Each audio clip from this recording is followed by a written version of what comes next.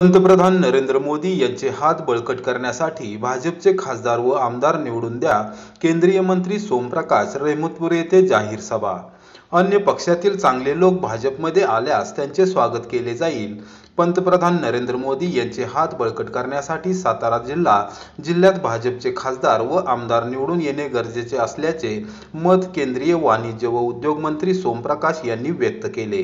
सातारा लोकसभा मतदारसंघाची संघटनात्मक तयारी व केंद्र सरकारच्या योजना याबद्दल माहिती व आढावा घेण्यासाठी सोमप्रकाश हे 3 दिवसीय सातारा जिल्हा दौऱ्यावर आले आहेत. रहमतपूर येथे जाहीर सभेत ते बोलत होते.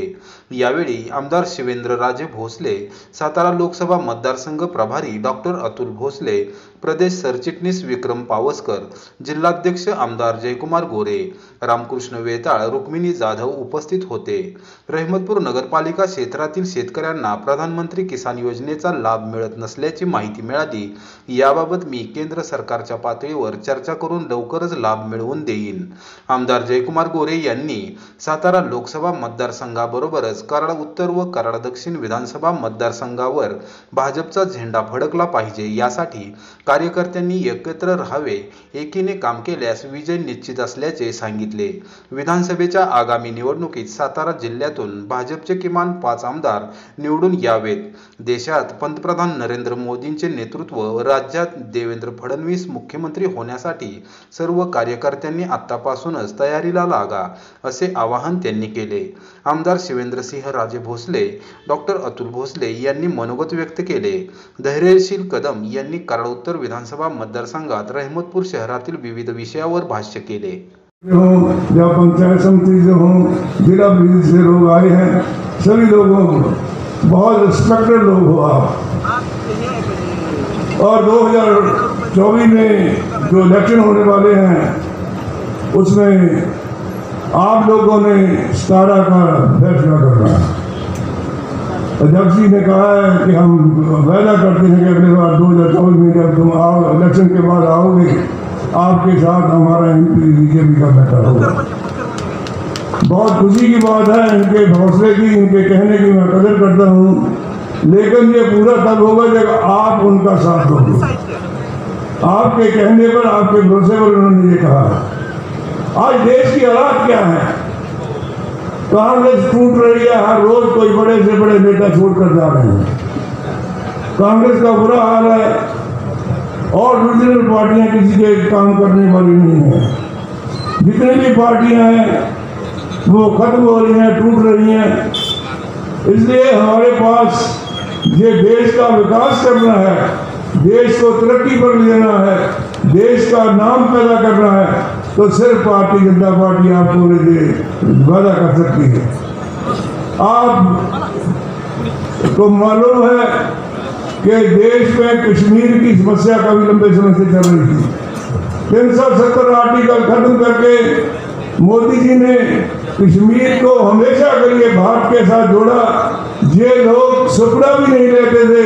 फरूक अब्दुल्ला ने कहा था मोदी जी 10 बार वो प्रधानमंत्री बन जाए फिर भी 370 आर्टिकल खत्म नहीं कर सकते, पर उन्होंने तो पहली बार दूसरी बार आकर ये 370 आर्टिकल खत्म करके कश्मीर को हमेशा के लिए भारत के साथ जोड़ दिया। ये हमारे लिए गर्व की बात है और हम खुशकिस्मत हैं कि हमारे समय में ये हुआ। मेरे भारतीय जनता पार्टी के ये तय है कि भारतीय जनता पार्टी की सरकार 2024 में दोबारा फिर बनेगी, ये तय है। और हो सकता है 350 से 400 तक लोग कहते हैं, इतने MP बने, बड़े मार्जिन से, बड़ी मेजॉरिटी से भारतीय जनता पार्टी सरकार तीसरी बार बनेगी।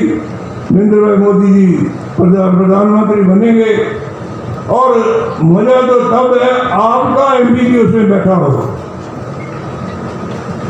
दूसरों के MP तो जीतेंगे, आपका MP जीत कर जैसे अध्यक्ष जी ने कहा सर उसमें बैठा हो, उसकी खुशी बखरी होती है। आप आते हैं, पटाखे फोड़ते हो, दूसरे के जीत में भी हम खुशी मनाते हैं, लेकिन अपना जब जीत कर जाएगा उसकी खुशी बखरी होगी। मैं आस करता हूँ कि 2024 की इलेक्शन में आप भारतीय जनता पार्टी के कैंडिडेट को जिताओगे।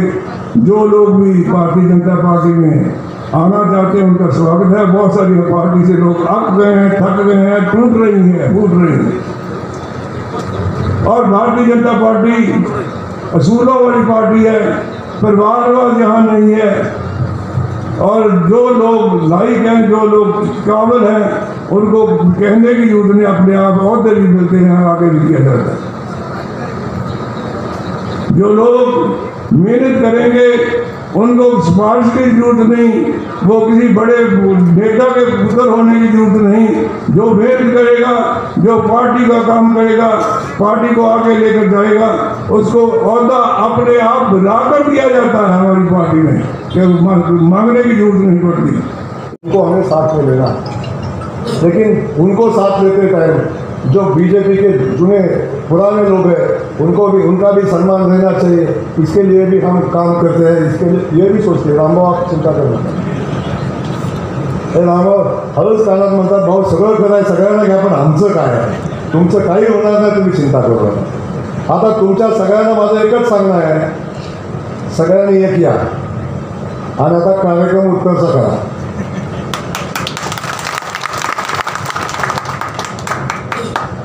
मी आपल्याला मनापासून सांगेन, हा यशवंतराव चव्हाणांचा जिल्हा आहे।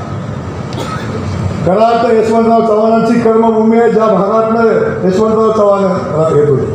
पण या यशवंतराव चव्हाणांच्या इस्टेटीचे प्रॉपर्टी अनेक जण वारसदार झाले।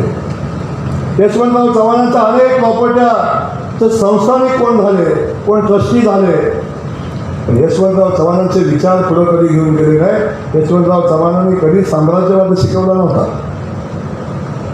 कधी। यशवंतराव चव्हाणांनी सर्वसामान्य लोकांना सोबत घेऊन राजकारण करा हे सांगितलं होतं। इथं साम्राज्यवाद आहे आणि हे सगळं थांबवायचं असेल तर कराड उत्तर असेल किंवा दक्षिण असेल, दक्षिणमध्ये सुद्धा आमचे बाबा आहेत। आता सगळ्यांनी एकत्र यायचे, शिवेंद्र बाबा सगळ्यांच्या सोबत तुमचे आशीर्वाद असले पाहिजे।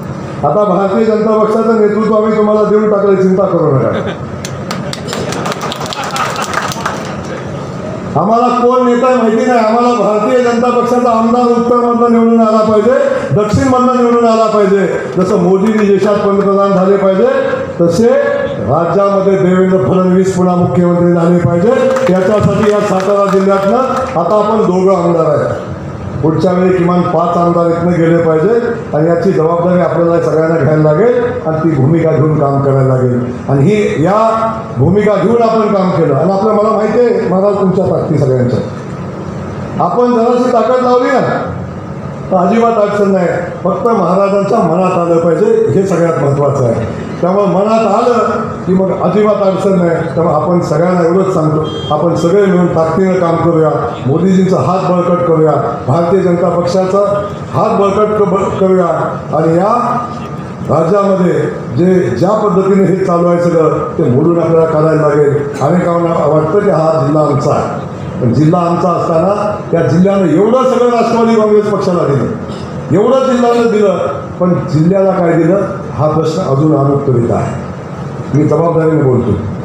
पंतप्रधानाला कधी हे जगाच्या आज कुठलाही निर्णय जगामध्ये असू दे, मग तो अमेरिका असू दे, चीन असू दे, तुमचा युक्रेनचा आत्ता जी लढाई असू दे, किंवा इकडच्या बाजूला आपण जे तायवान वगैरे हे जे देश आहेत, तुम्ही सगळीकडे बघा, म्हणजे आपण रोज न्यूज बघतो, रोज आपण टी व्हीवर, केबलवर, वर्तमानपत्रात, सगळ्या ह्याच्यामध्ये मोदीजींचा विचार घेतल्याशिवाय जगातले निर्णय होत नाहीत। हा अभिमान आपल्याला सर्वांना आपल्या पंतप्रधानाचा आणि आपल्या देशाचा असणं गरजेचं आहे, हे मला सर्वप्रथम या निमित्ताने सांगायचं आहे। तेव्हा आपली प्रतिमा एक भारतीय म्हणून जगभरामध्ये मोदीजींच्या कामामुळं, त्यांच्या कार्यामुळं आणि त्यांच्या नेतृत्वामुळं उजळलेली आहे, की कुणी विसरून चालणार नाही। आता पुढच्या याच्यामध्ये मोदीजींचे हात आपल्याला बळकट करायचे, त्याचबरोबर हे केंद्रामध्ये परत एकदा नरेंद्र मोदीजींच्या नेतृत्वाखाली सरकार येणार आहे, हे आजसुद्धा कोणालाही विचारलं तरी आजसुद्धा कुणी ते सांगू शकते की परत येणारं सरकार हे केंद्रातलं भारतीय जनता पार्टीचंच असेल। आणि याच्यामध्ये जसं आज आपल्याला आपले मंत्री महोदय पण सांगतील, अपने लोगों यहाँ की सेवा करते हैं। जो भी भारतीय जनता पार्टी का जो अपना विकास का सबका साथ सबका विकास ये जो नारा है उसके तहत हम सब यहाँ से अभी काम करेंगे। आप हमें आशीर्वाद दीजिएगा। मैं इतना ही विश्वास आपको देता हूँ कि आप अगर साथ हैं, सभी जिले के मंडलियों के साथ है, तो यहाँ करण उत्तर में भारतीय जनता पार्टी का एक विधायक अगले 2024 में चुन के आएगा। ये मेरा विश्वास है। फिर से मैं आपका